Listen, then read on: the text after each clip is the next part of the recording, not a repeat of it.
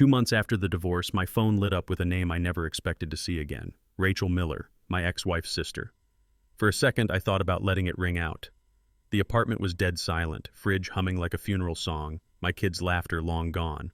But something in my gut told me to answer. Her first words cut like a knife. "Michael, I can't keep this secret anymore." My chest went tight. Secrets? After everything Jessica had already put me through, what else could possibly be left to hide? Rachel's voice cracked. She lied to both of us. In that moment, the room spun. Divorce was supposed to be the ending, but I realized it was only the prologue. What she revealed would drag me back into a war I never asked for, with evidence that could either destroy me or finally set me free. And it all started with that call. When the call ended, I just sat there in the middle of my apartment, staring at the walls that used to hold a family. Divorce doesn't sound like slamming doors or screaming fights. It sounds like nothing, just silence. No cartoons playing in the background. No little feet running down the hallway. No voice asking me, "Dad, can you tuck me in one more time?" The fridge hummed like it always does, but inside, nothing but half a gallon of milk and takeout boxes I didn't remember ordering. I hadn't cooked a real meal in weeks. The couch sagged where I slept most nights because the bed felt too big, too empty. I told myself I was rebuilding, that men like me just push forward. But the truth? I was drifting, waiting for something to pull me back. And when Rachel's call came, I realized maybe the silence wasn't the end. It was just the pause before the storm. The silence was broken by a sound I'd almost forgotten, my phone buzzing on the counter. I glanced down and for a second my breath caught. Rachel Miller, my ex-wife's sister. Of all the people in the world, she was the last name I expected to see light up my screen. My thumb hovered. Ignore it, I told myself. Let it die in voicemail. But something deeper, instinct, gut, call it what you want, forced me to swipe. Her voice cracked the second she spoke. "Michael, I can't keep this inside anymore." Every word hit like a hammer to my chest. I gripped the phone tighter, pacing the kitchen. She sounded scared, guilty, like someone about to confess to a crime. "We need to talk," she whispered. And just like that, the silence I had been drowning in for months was shattered. Whatever she had been hiding wasn't just her burden anymore. It was about to become mine. Rachel's words dragged me backward, like being pulled under by a riptide. Suddenly I was back in that courthouse 2 months earlier, pen in hand, staring at the divorce papers that felt heavier than concrete. My name looked strange next to hers, Michael Carter, Jessica Carter, about to be severed by a signature. People talk about anger when marriages end, but what I felt that day was guilt. I worked too much. I missed birthdays, soccer practices, the small things that glue a family together. I told myself maybe if I'd come home earlier, maybe if I'd noticed the distance in her eyes, none of this would have happened. When the judge stamped the file, it was like someone stamped failure across my chest. I walked out exhausted, hollowed out. And ever since that day, I've carried the thought that the collapse of our marriage was entirely my fault, until Rachel's trembling voice hinted at another truth. I tightened my grip on the phone, pacing the kitchen like a caged animal. "What are you talking about, Rachel?" I asked, but she only whispered back, "Not over the phone. Meet me tonight." My stomach nodded. Meet her? The sister of the woman who just tore my family apart? Everything in me wanted to hang up and walk away. But there was something in her tone, urgent, fragile, that I couldn't ignore. "Where?" I asked finally. She named a small cafe on the edge of town, the kind of place no one from our circle would stumble into by accident. Neutral ground, safe distance, a spot where secrets could surface without witnesses. I agreed, my voice low. When the call ended, I stood there for a long time, staring at the dark window, my reflection looking more like a stranger than a man. Tonight, I realized, silence would no longer be an option. The hours crawled by until evening, every tick of the clock hammering in my ears. I showered, shaved, and threw on the first clean shirt I could find, but nothing made me feel ready. You can't prepare for the unknown, you just brace for impact. The cafe sat on the edge of town, its neon sign flickering against the dark.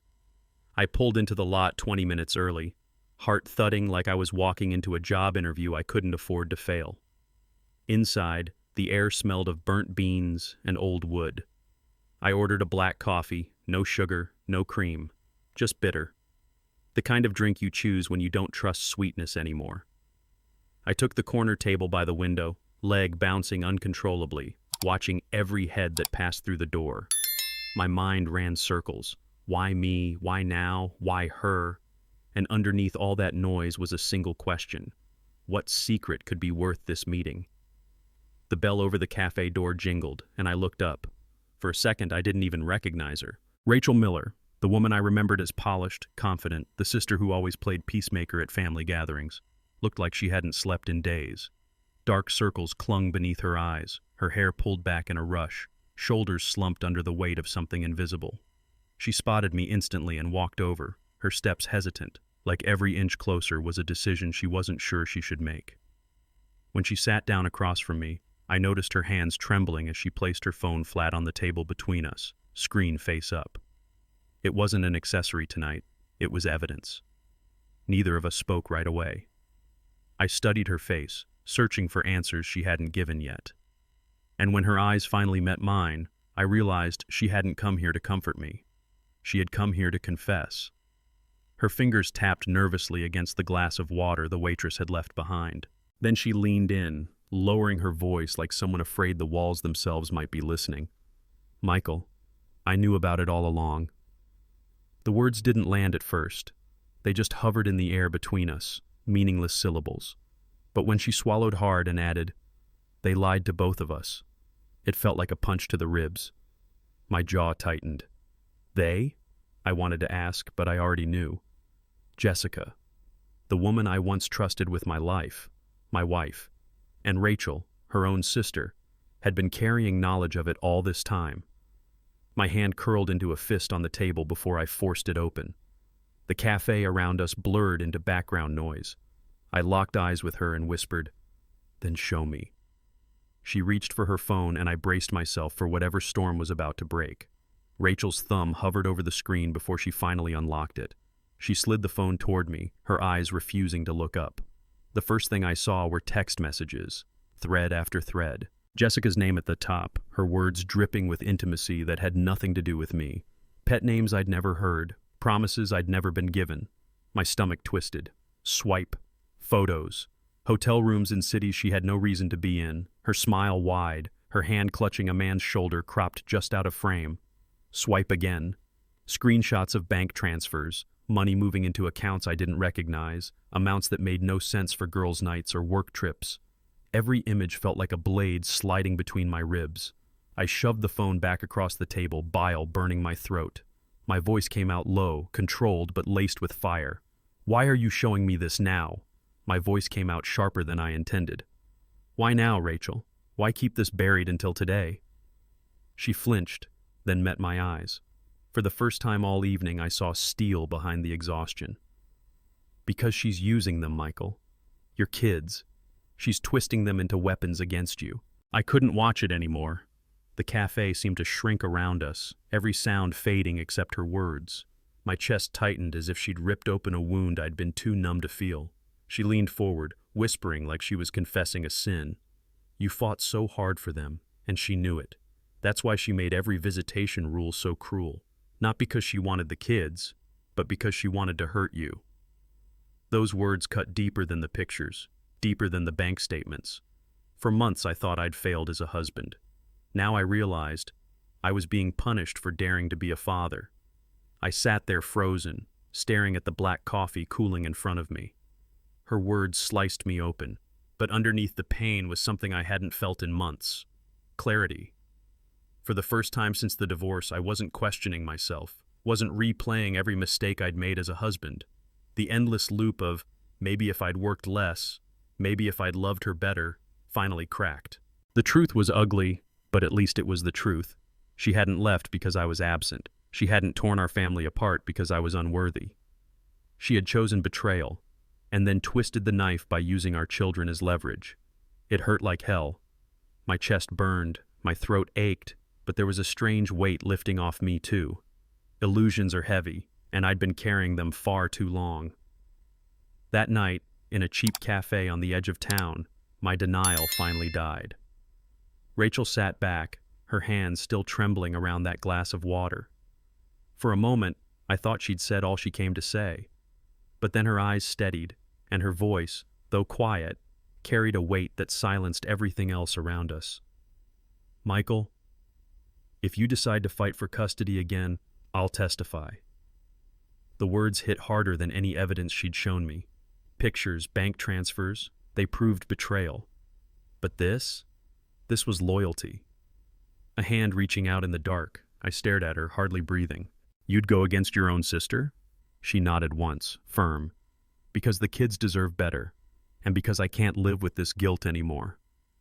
For months I'd carried the war alone, drowning in silence. Now, sitting across from Rachel Miller, I realized I wasn't alone anymore. For the first time since the divorce, hope didn't feel like a cruel joke. It felt real. I leaned back in my chair, the cheap wood creaking beneath me, and let her words sink in. For months, I'd been walking this battlefield alone, armor dented, shield cracked, convinced no one would ever stand beside me. Divorce teaches you a brutal lesson, that when the smoke clears, you're often the only one left. But across from me sat Rachel, Jessica's own sister, offering something I thought I'd lost forever: backup. She wasn't just handing me screenshots or bank records. She was handing me her voice, her testimony, her courage to stand in front of a judge and call out her own blood. My chest tightened, not with pain this time, but with something closer to gratitude. I had been stripped down to nothing, humiliated, discarded. Yet here was proof that I wasn't invisible, that someone still believed my fight was worth joining. For the first time in months, I felt the faint heat of strength returning. That night, back in my apartment, the silence felt heavier than usual. I dropped my keys on the counter and my eyes fell on the stack of envelopes piled near the fridge. Official, white, stamped with my lawyer's name. They'd been sitting there for weeks, untouched, like landmines I refused to step on. Every night I told myself the same lie: I'll open them tomorrow. But tomorrow always came and went. The truth inside those envelopes scared me more than the divorce itself. Custody schedules, visitation rights, legal language that turned my children into bullet points on a contract. I couldn't face it. But tonight felt different.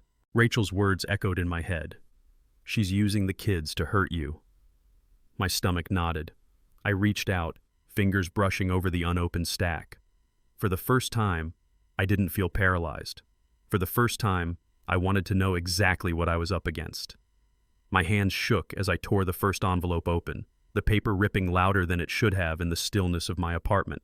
Inside was a custody agreement, black ink on white paper, cold and clinical, like my family had been reduced to a spreadsheet. Line after line spelled out restrictions that cut me down to a visitor in my children's lives. Every other weekend. Alternating holidays.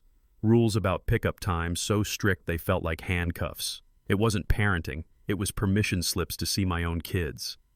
I read Jessica's demands in the margins, her signature pressed hard into the page as if she wanted the pen to wound me too. My chest ached, my jaw clenched. This wasn't about love or stability or what was best for Emily and Daniel. This was control, punishment dressed up in legal language. I folded the paper back up slowly, but inside me, something had already unfolded, anger sharpening into resolve. As I set the papers down, my mind betrayed me, dragging me back through every warning sign I'd buried. I remembered the night her phone started living face down on the table, the screen lighting up with names I never saw. She laughed it off, called me paranoid, and I wanted so badly to believe her that I did. Then came the endless girls' nights. Dresses too polished for casual drinks, perfume I didn't recognize lingering long after she slipped out the door. I told myself marriage meant trust, and trust meant giving her space. And the trips, conferences in cities where her company didn't even have offices. I shrugged them off, convincing myself she was ambitious, climbing some corporate ladder. Looking back, the truth wasn't subtle. It was screaming at me in neon. I just chose blindness because blindness hurt less than betrayal. But reading those custody terms, I knew. Ignorance had cost me everything. I sat there with the envelope in my hands, the edges digging into my palms, and felt something inside me snap.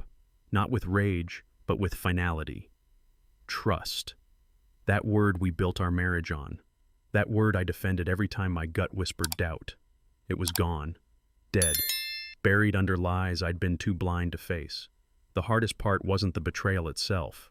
It was realizing how long I'd kept building a life on a foundation that had already cracked. I gave her the benefit of the doubt when she didn't deserve it. I defended her silence when it was really deception. And now here I was, a man with a custody agreement that treated me like a stranger to my own children. The hurt was sharp, but the fog was gone. Pain has a way of clearing your vision. That night, for the first time, I stopped mourning the marriage. I started preparing for the fight. I couldn't stop myself. Once the dam broke, I tore into the rest of the envelopes like a man starving for the truth. Inside were bank statements, credit card bills, neat columns of numbers that told a story Jessica never would.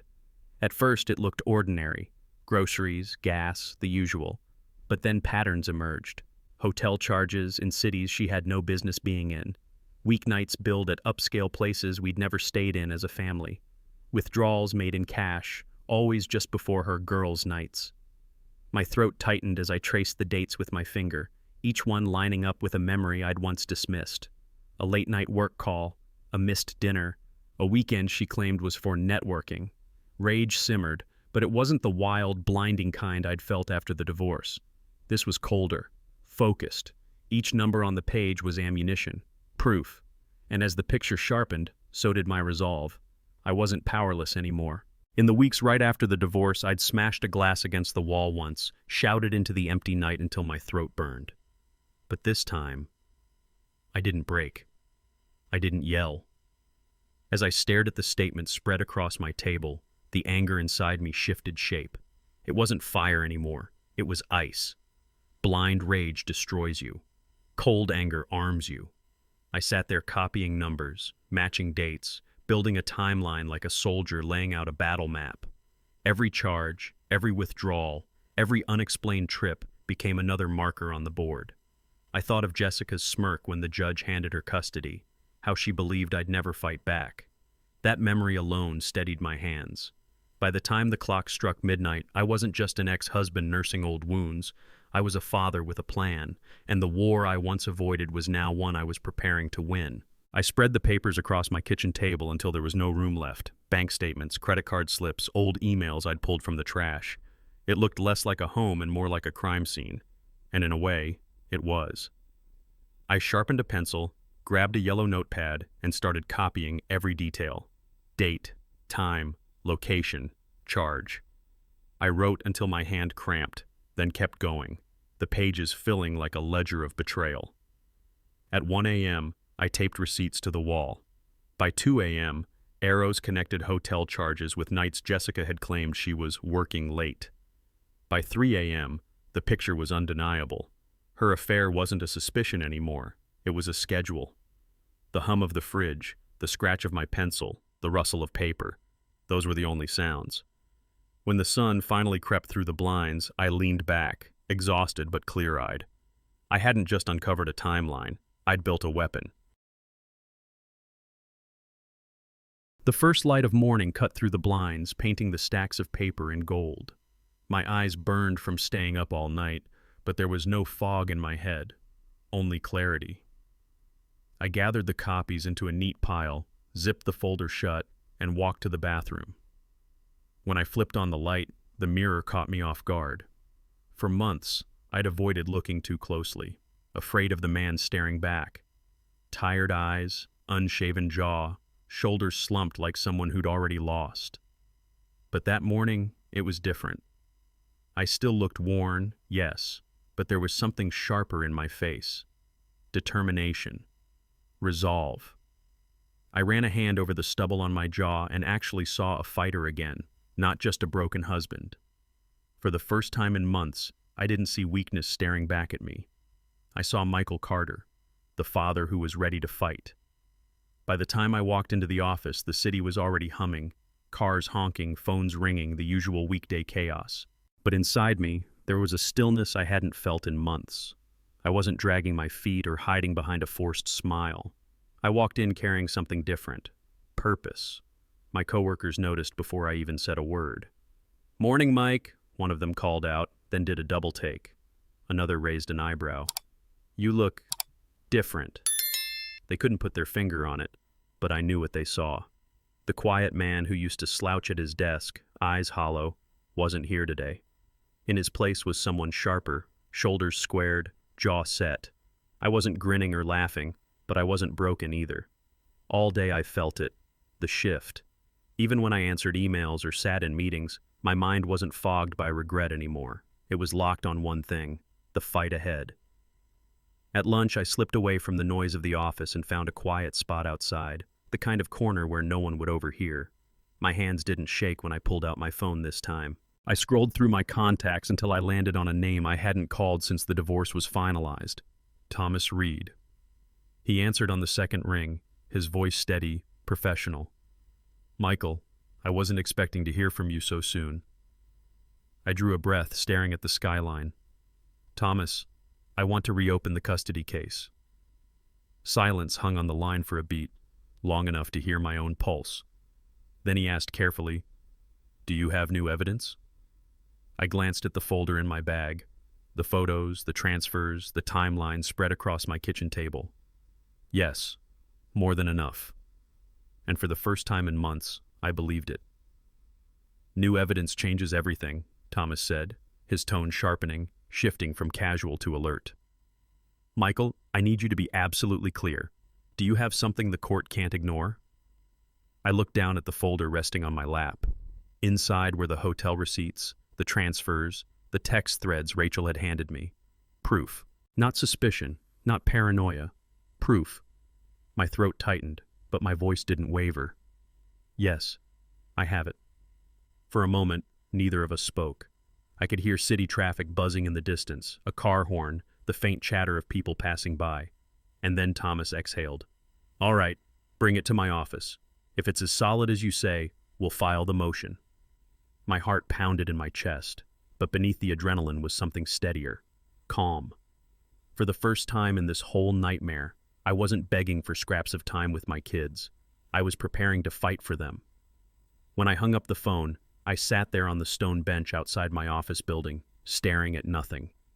My chest was pounding so hard I could feel it in my throat, every beat like a drum calling me into battle. But underneath the rush of adrenaline, there was something I hadn't felt in months. Calm.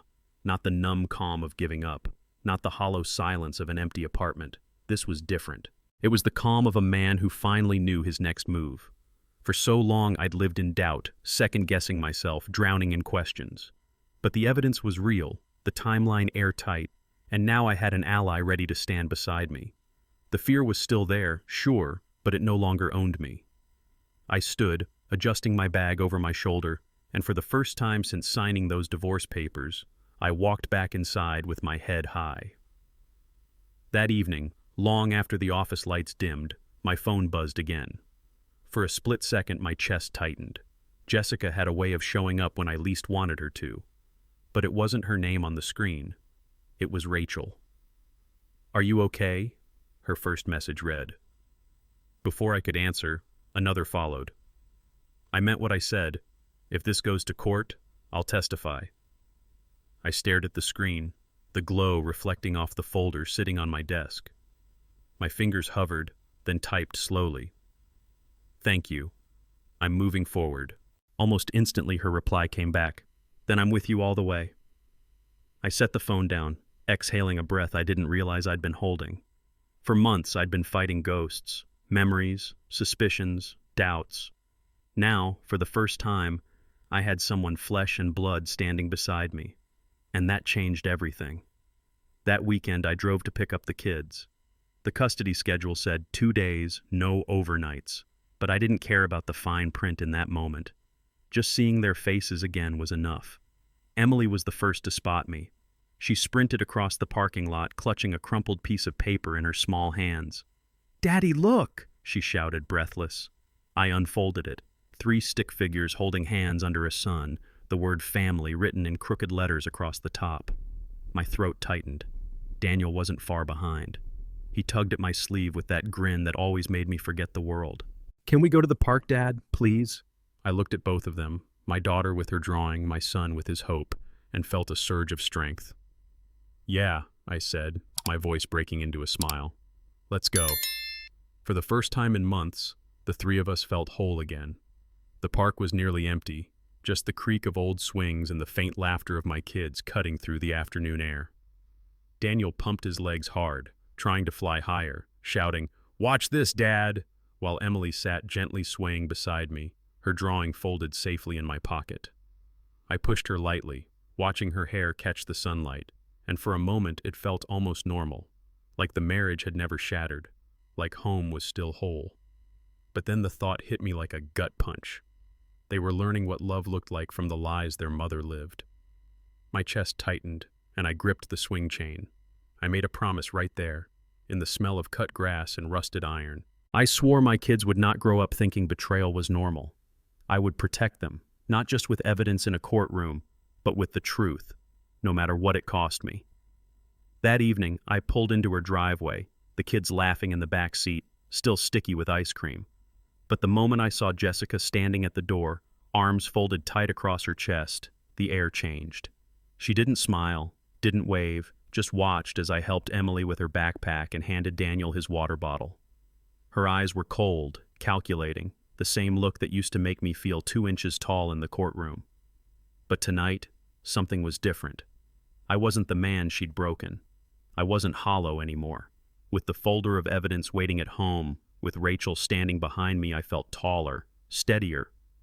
Jessica narrowed her eyes as if trying to read me. Maybe she thought I was giving up, retreating quietly. She had no idea. I met her stare, calm and unflinching. For the first time since our divorce, she wasn't holding the power. I was. That night, back in my apartment, I cleared the kitchen table one last time.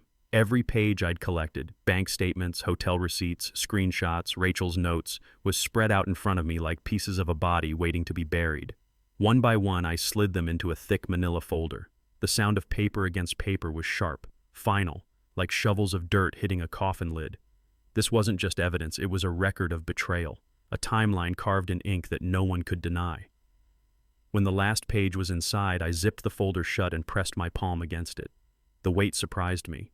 Heavy, but not crushing. Heavy like something solid you could carry into battle. I set it on the chair beside me and exhaled. It didn't feel like revenge anymore. It felt like justice waiting for its day in court, and I was ready to deliver it. After sealing the folder, I pulled out an old notebook that had been gathering dust in my desk drawer. For months it had sat blank, a reminder of everything I didn't want to face. Tonight, I opened it. Tonight, it became my journal of truth. I started at the beginning, scribbling down memories of late nights when Jessica claimed she was working late, the way Emily once whispered, "Mommy's always on her phone." I wrote about Daniel asking me why Mom had 2 suitcases when she said she was only going on a 1-day trip. Little voices, innocent questions, evidence no courtroom could ignore. Then I wove in the cold details, the dates, the charges, the hotel names, each line stitched into the timeline Rachel had helped me piece together. Page after page, the silence poured out of me and turned into words. By the time I set the pen down, I didn't just have evidence. I had a testimony, my story, my children's truth. I closed the notebook and laid the pen across the cover, staring at the pages I'd just filled. For months, I'd been walking through life like a man without armor. Every glance from Jessica, every cold word in those custody papers cutting me down. I thought that was who I was now, powerless, a ghost in my own children's lives. But as I looked at the stack, the folder of documents, the notebook of memories, the drawing Emily had given me tucked safe inside, I felt something shift. I wasn't a victim anymore. I was a father with a voice, a man with proof, a witness to the truth. The weight on my shoulders didn't vanish, but it changed. It wasn't the crushing weight of defeat. It was the steady weight of responsibility. And that I could carry.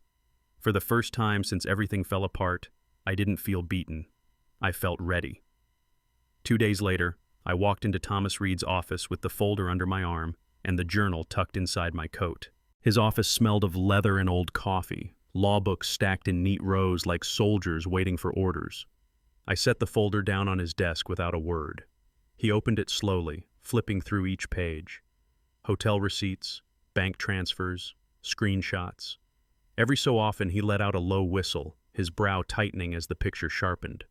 When he reached my journal, he read in silence, lips pressed tight, fingers tapping against the desk. I sat across from him, heart pounding but face calm. Watching him turn those pages felt like watching a surgeon uncover an infection I'd been carrying too long. Finally, he closed the folder and looked up at me, eyes sharp. "Michael, this changes everything."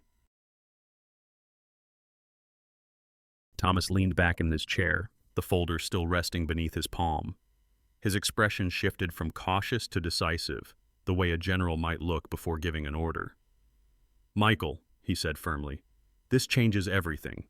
We're going to file a motion to reopen custody."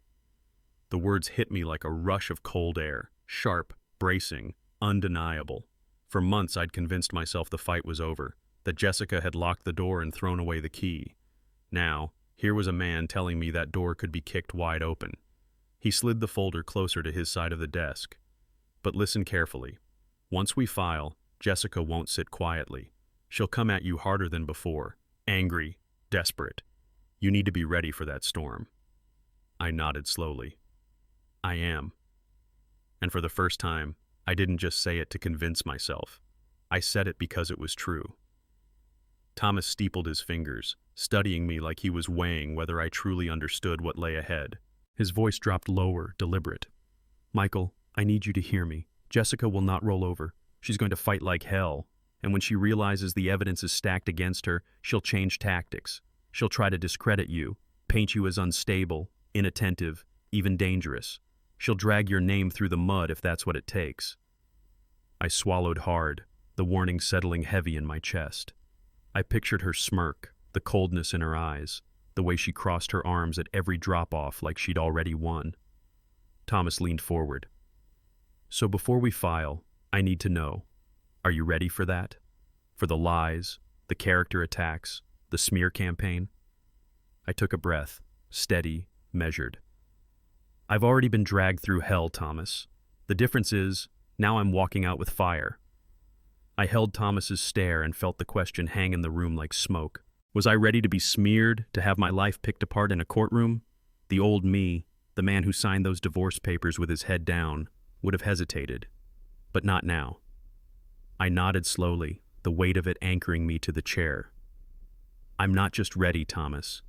This isn't optional anymore. It's necessary." He studied me for another beat, then gave a single approving nod, the kind a commander gives a soldier who finally understands the mission. I leaned back, exhaling. For months I'd been convincing myself to survive, but survival wasn't enough, not when my children's lives were being shaped by lies. I wasn't entering this fight to hurt Jessica. I was entering it because silence had already cost me too much. Now, it was time to speak, and let the truth do the cutting. That night, my phone lit up again. Rachel. For a moment, I wondered if she'd changed her mind, if fear had finally caught up with her. But when I answered, her voice was steady.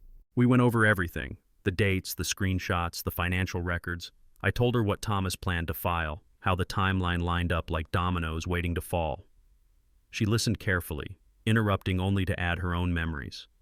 Nights Jessica claimed she was out with coworkers but had actually confided in Rachel about her trips. Finally, I asked the question that had been burning in my chest. "Rachel, will you really testify?" There was a pause. Then her voice came clear, firm. "Yes. I'll swear it under oath if I have to. This has gone on too long." I leaned back, relief washing over me. For months, I'd fought shadows. Now, for the first time, I had a witness willing to step into the light. The next weekend, I pulled up to her driveway right on schedule. Emily came bounding out first, Daniel close behind, but this time Jessica followed them all the way to the car. Arms crossed, eyes sharp, she leaned against the doorframe instead of disappearing inside like usual. "Where are you taking them?" she asked casually, though her tone was anything but.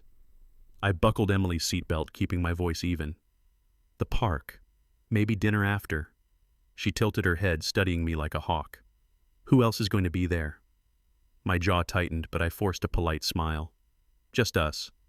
She didn't answer right away, just narrowed her eyes, lips pressed thin.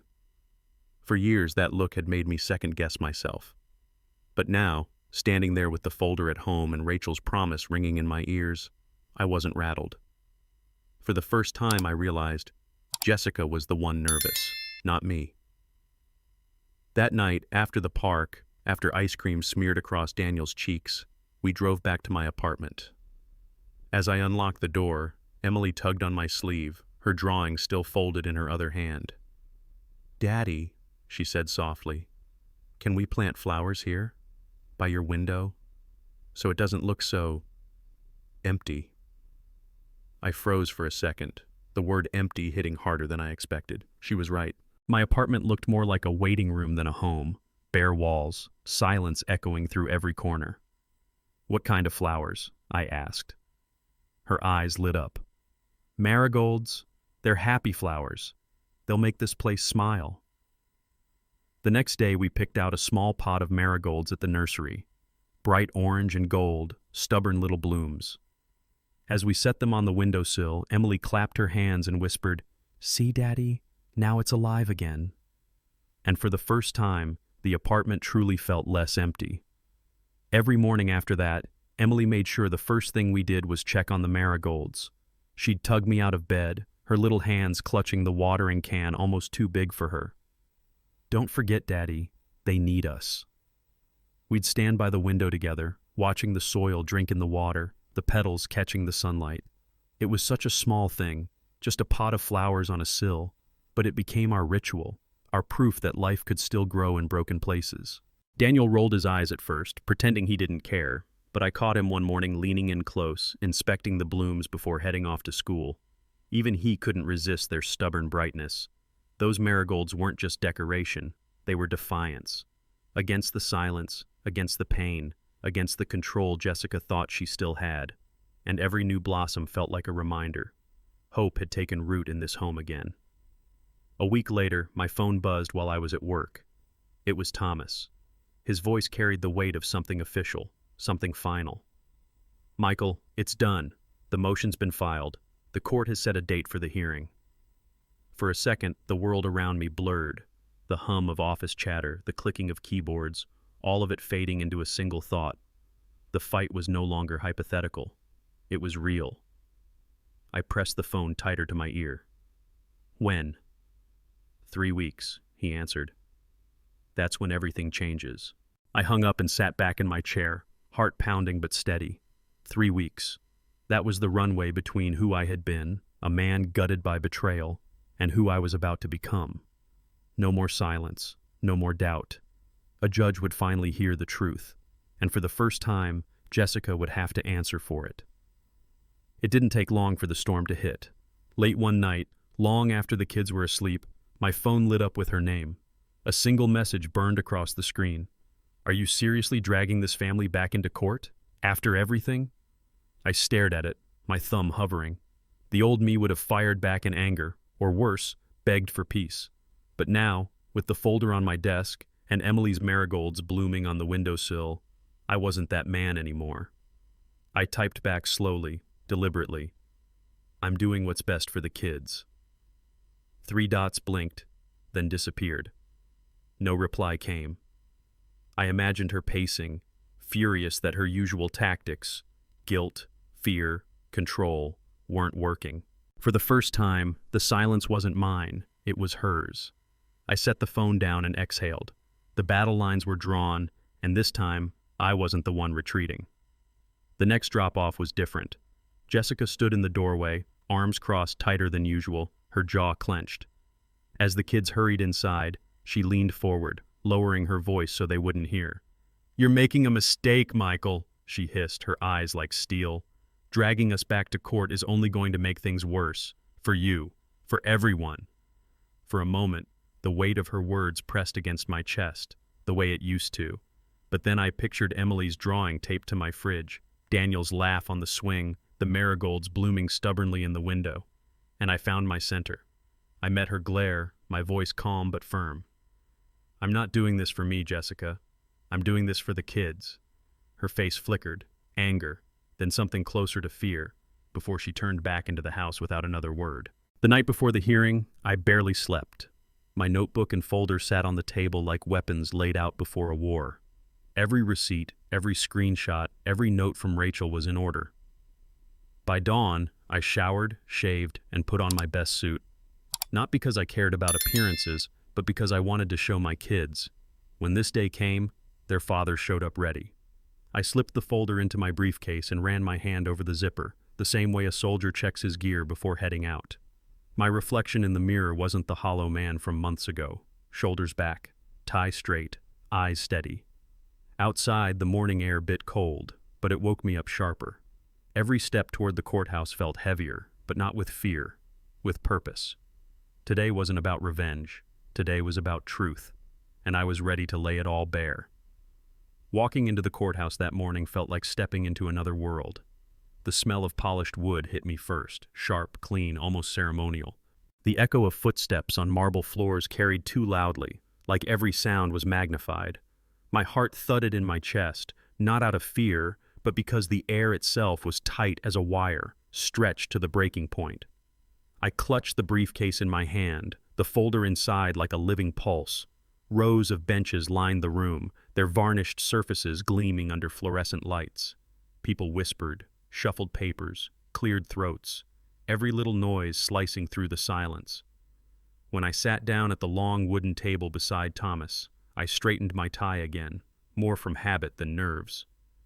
Across the room, the door opened. Jessica walked in, heels clicking sharp against the floor, her purse gripped so tightly her knuckles went white. She didn't look at me, but she didn't have to.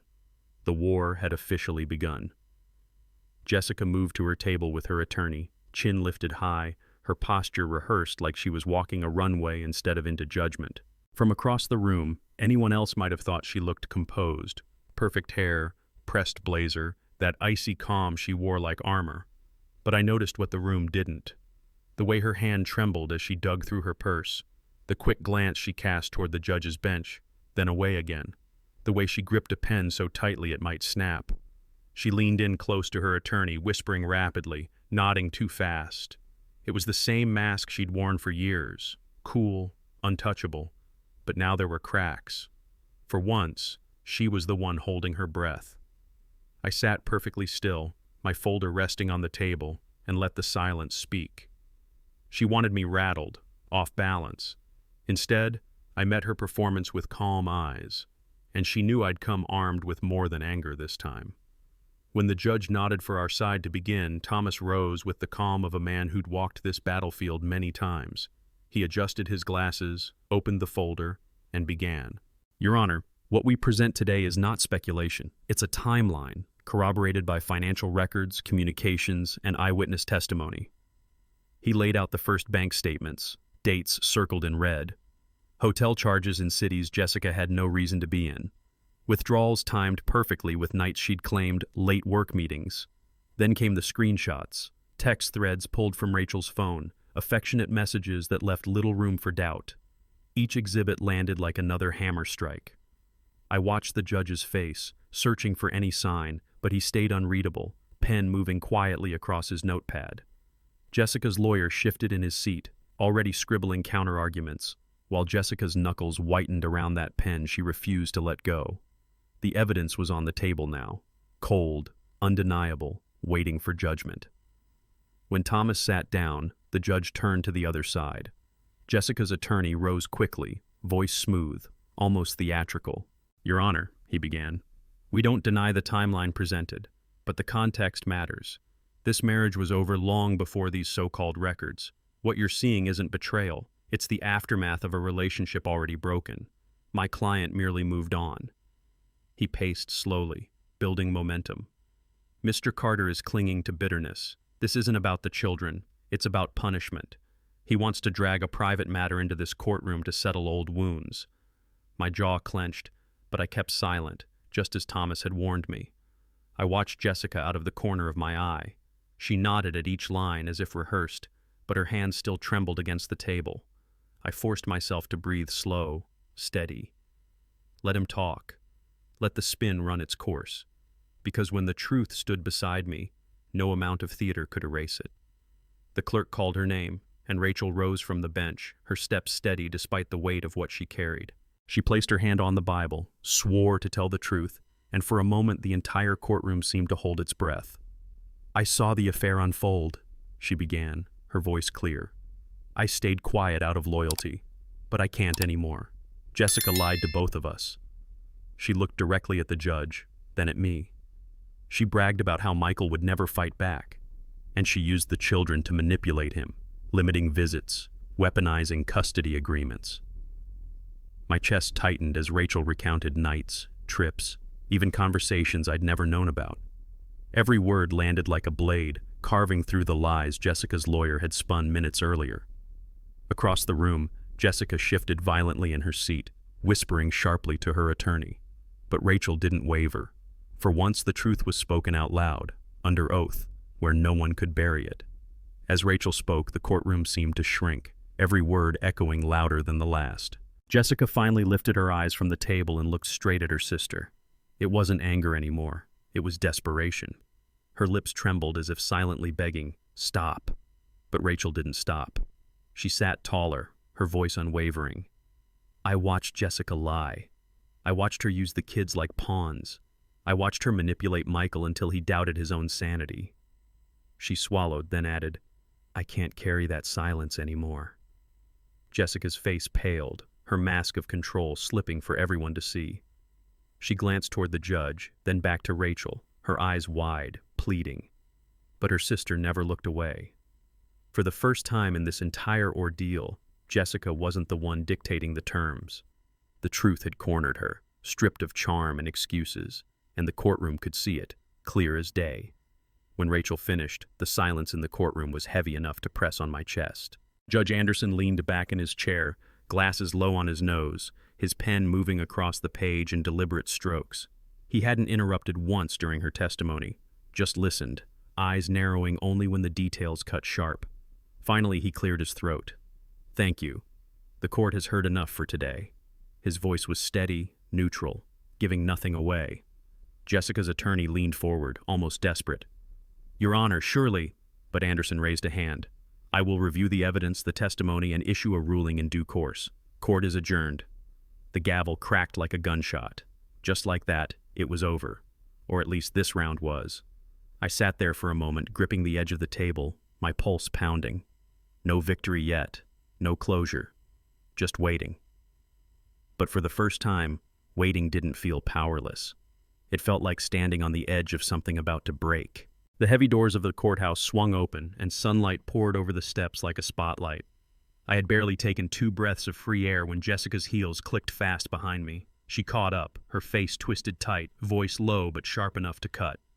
"You had no right to drag my sister into this," she hissed, her eyes burning into mine. I turned slowly, meeting her glare without flinching. For years, that fire had made me back down, second-guess myself. But not today. Not after hearing Rachel's voice ring through that courtroom. "You had no right," I said evenly, "to lie to me for years and use our children as leverage. This isn't about you anymore, Jessica. It's about them." Her mouth opened, but nothing came out. For the first time, she had no script, no control. She spun away, storming down the steps. And I just stood there, steady, unshaken. Jessica froze halfway down the steps, spinning back toward me, eyes blazing. I could see the words bubbling up in her throat, ready to strike again. But before she could speak, I stepped forward, my voice low, deliberate. "You're furious that Rachel told the truth. Fine. Be mad at me all you want. But hear this, Jessica." I let the pause hang, watching her jaw tighten. "You don't have the right to turn our children into weapons. Not against me. Not against anyone." Her face twisted, torn between rage and something closer to fear. She opened her mouth, then closed it again, her hands clenching into fists at her sides. For once, she didn't control the conversation. For once, she had no ground to stand on. I turned away, refusing to give her another second of my energy. The fight wasn't in the stairwell, it was in the ruling to come, and I finally believed the truth would win. As Jessica stormed off, the air finally loosened around me. I hadn't even noticed Rachel waiting at the bottom of the steps until she stepped forward, her shoulders rising and falling with a long breath. For the first time in weeks, she looked lighter, as if a weight had slid off her chest. She touched my arm gently, her eyes steady on mine. "You did the right thing, Michael," she said softly. "For the kids. For yourself."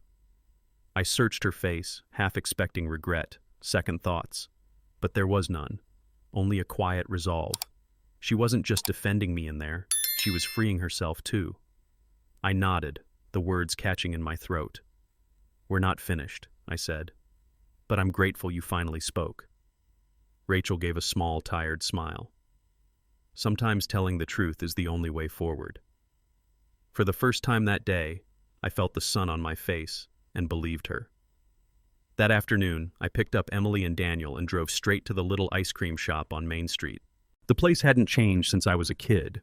Checkered floors, neon sign buzzing faintly, the smell of sugar thick in the air.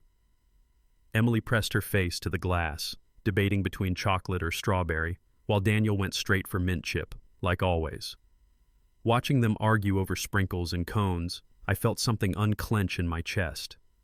For once, they weren't caught in the middle of tension. They were just kids. We sat at a booth, the sunlight pouring through the window, sticky fingers and laughter filling the space. I leaned in, looking at both of them. "Things might change soon," I said gently. "But I promise you this, we're going to build something better, together." Emily grinned, chocolate smudged on her cheek. Daniel nodded, mouth full of ice cream.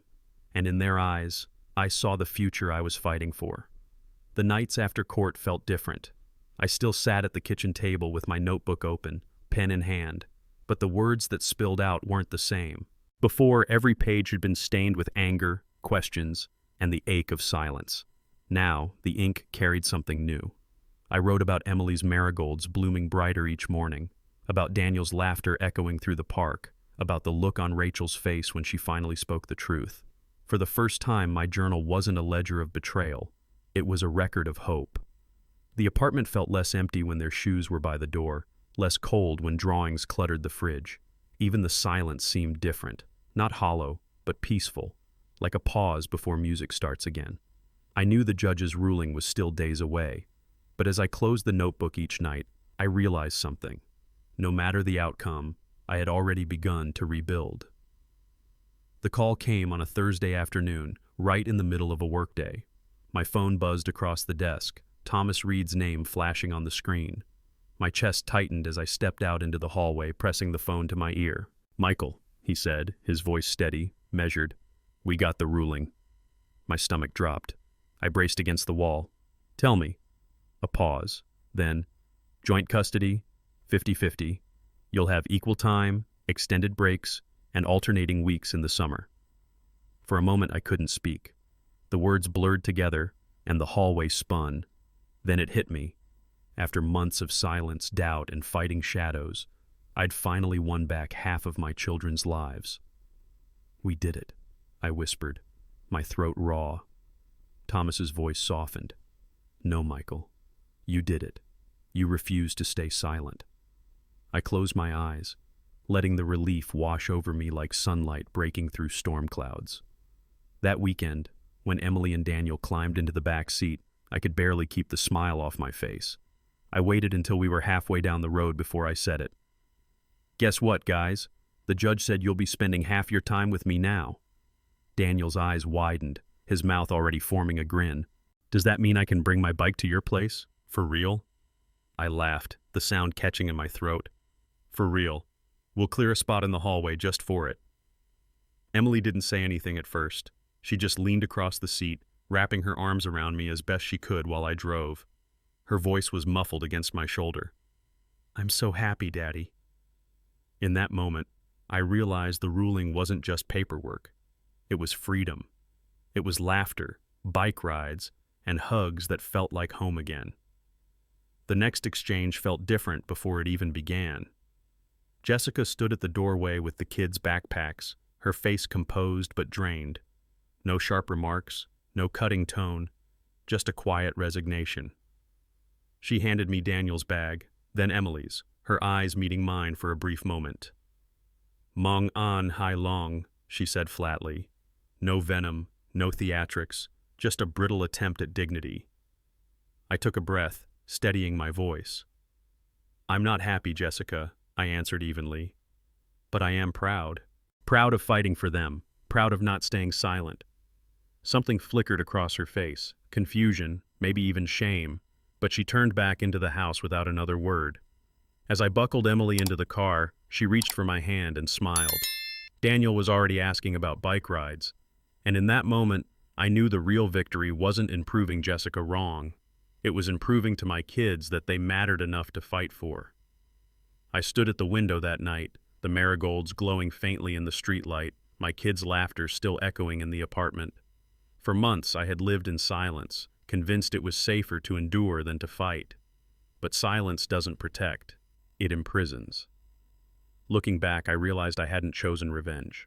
I hadn't chosen to destroy Jessica, even when I could have. I chose something harder, something heavier. I chose the truth. I chose to be a father my children could be proud of. And if you're listening to this, wondering if you're too tired, too broken to stand, remember this. Silence only lasts until the day you decide to break it.